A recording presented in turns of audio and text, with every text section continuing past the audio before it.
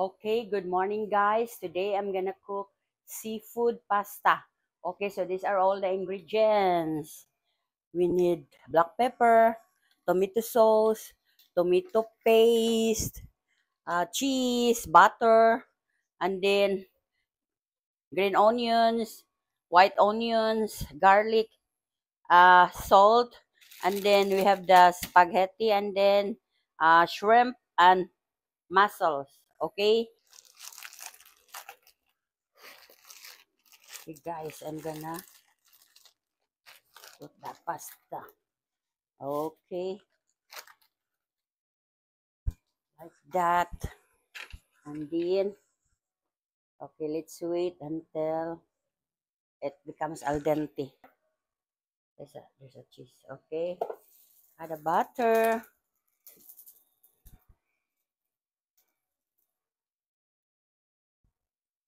And then saute the garlic.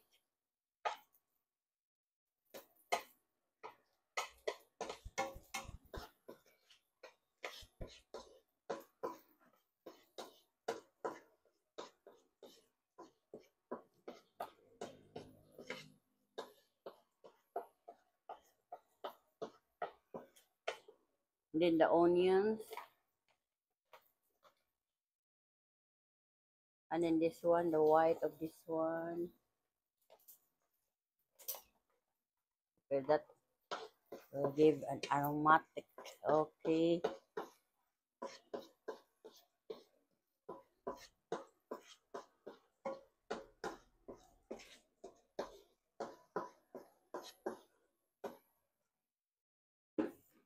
And then we're gonna add this one.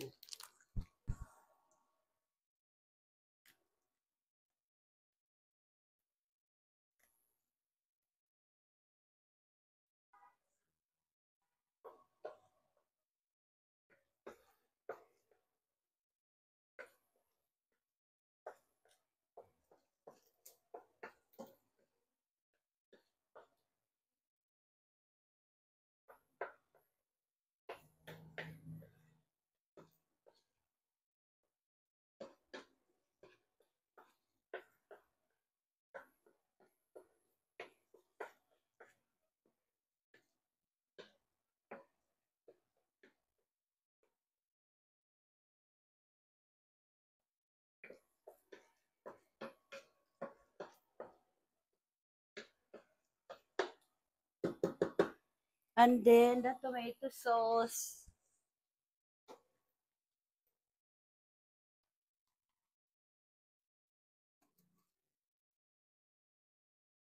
Gonna add the tomato sauce.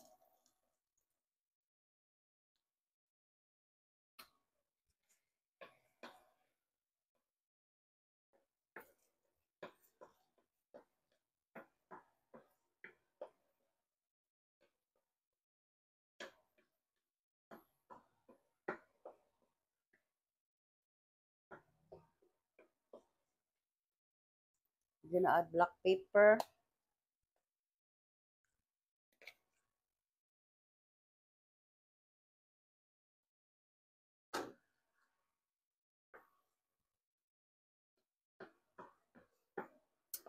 Add this one, guys, the mussel.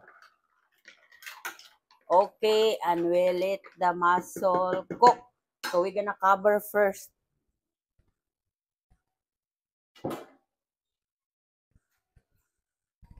So we're gonna cover first.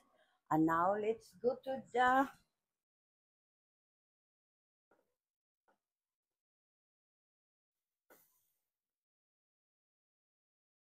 mm, mm,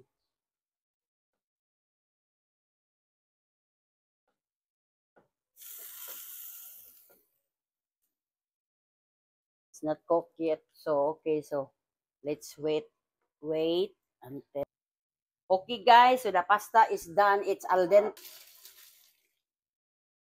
Okay. Let's try to look our sauce.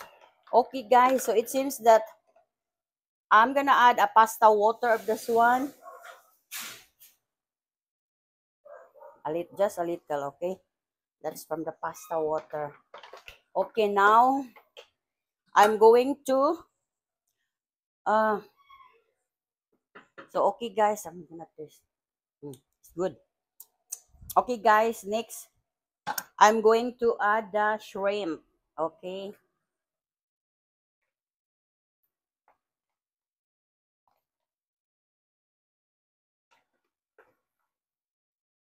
The shrimp I marinated with a little soy sauce and black pepper. Okay, so after the shrimp, we're gonna put cheese.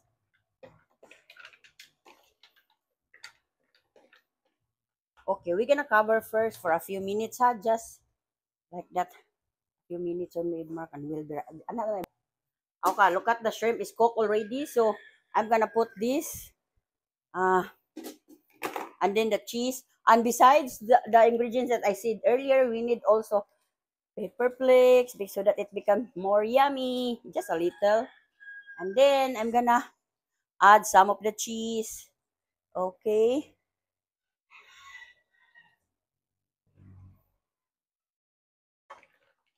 Look at guys. It's super yummy already, our sauce.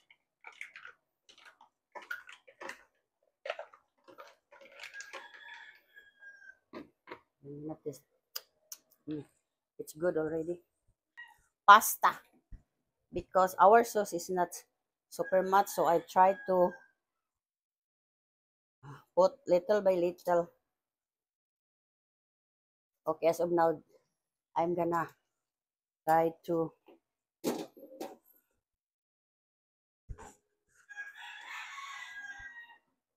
mix it. If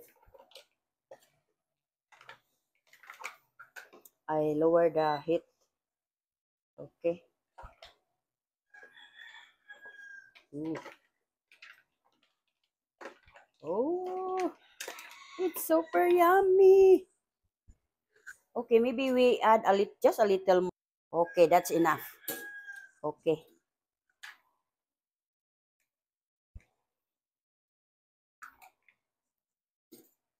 Okay, I'm gonna use this one because I'm very comfortable of mixing like this.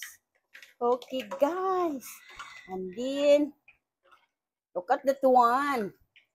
And then, we're gonna add a parsley. We need a fresh parsley, but since I do not have, I just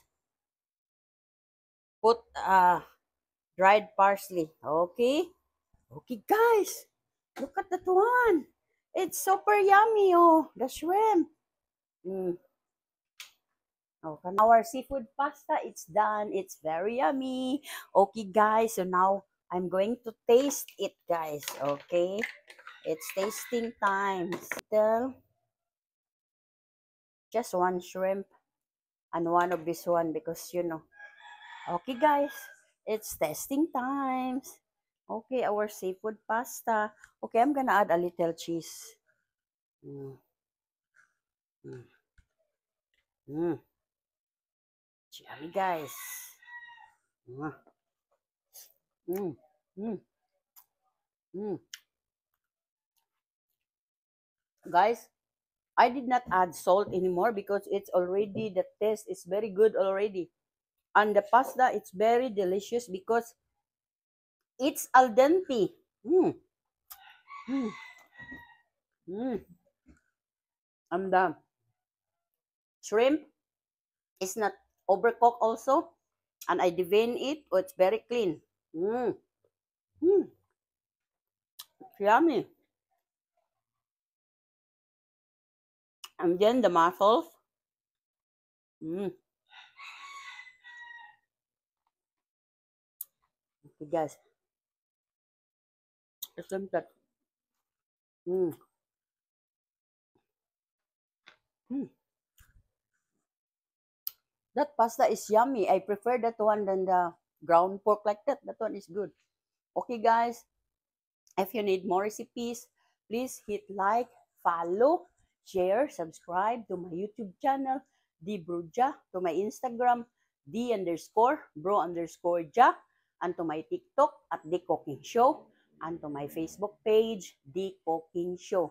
Please follow and subscribe on my Facebook page, and then my Instagram, and to all my accounts, YouTube, TikTok, Instagram, Facebook page, personal blog, and to my personal blog, Delia Valentine. To all my supporters and non-supporters, thank you for watching!